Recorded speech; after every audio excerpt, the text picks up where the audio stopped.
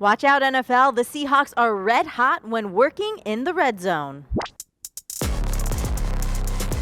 What's going on? Jackie Montgomery with your Seahawks Daily. In the last game, the Seahawks were 4 for 4 when operating in the red zone, and so far through 4 games, the Seahawks have scored 9 out of the 10 times they've been inside the 20, ranking 3rd best in the NFL. I think the red zone is such a critical area of the game. It's where you win and lose games. I think that it's a critical spot where touchdowns changes the games, and I think that for us, we've always been really, really good in the red zone. We've been powerful down there to be able to make plays, and it's just playmakers. Guys making great plays. It's tremendous blocking by the offensive line. They do a great job battling and fighting for it, and then the receivers and tight ends and running backs. Obviously having our running backs and Chris and DJ and obviously Alex Collins getting in there and running the ball.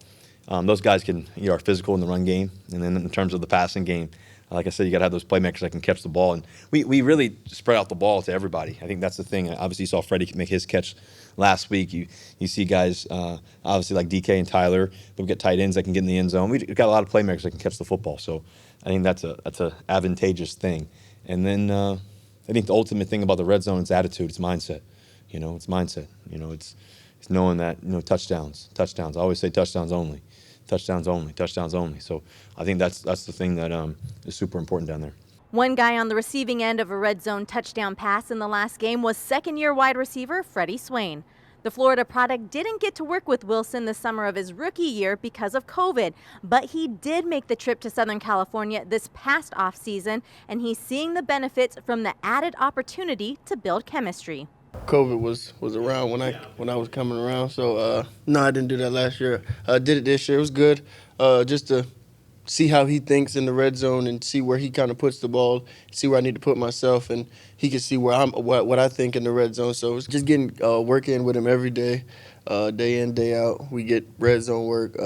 Just catching the ball from him is just an opportunity to just build trust, and I think I've done a pretty good job at it. A high success rate in the red zone isn't entirely new for Russell Wilson and the Seahawks. Last year, the team finished with the 3rd best red zone offense, and in 2019, they ranked in the top 5.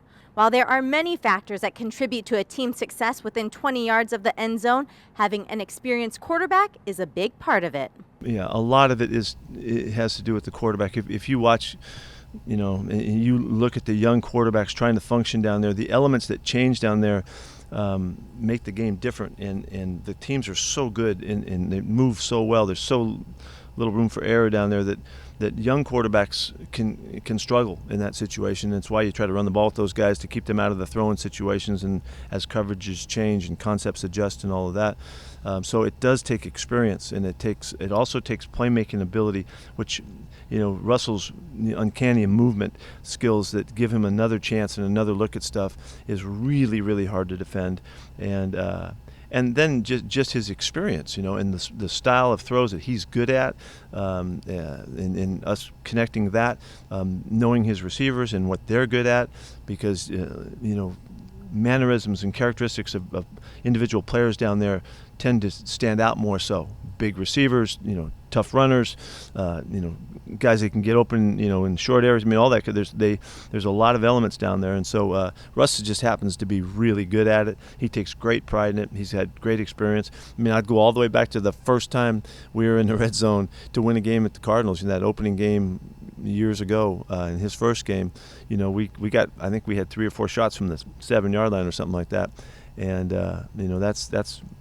Now I know, when we get down there, there's a really good chance he's going to figure it out and find a way to get in the end zone, whether he's got to run it or throw it, or we got to run it to do it. And he's just the best he's been. Well, starts with number 3, because I'm sure you guys saw 2 of those, and one for sure was probably one of the more impressive plays I think I've ever seen in person. So just his ability to extend the play, and in the red zone, his ability to keep his eyes downfield, and if stuff doesn't go exactly as planned or exactly as it was drawn up on a piece of paper, his ability to improvise, and then all the players being on the same page when he does get into that mode. Freddie being at the right place at the right time, but it doesn't just happen by accident. It happens because these guys work at it and are prepared for it. That's a big part of the red zone. And then again, continuing to do a great job running the ball and staying committed to to it down there, and then winning one-on-one matchups like DK was able to do on his one-on-one matchup to get a touchdown out of that. So just keep playing the good, efficient football down there, and then letting Russ do his thing.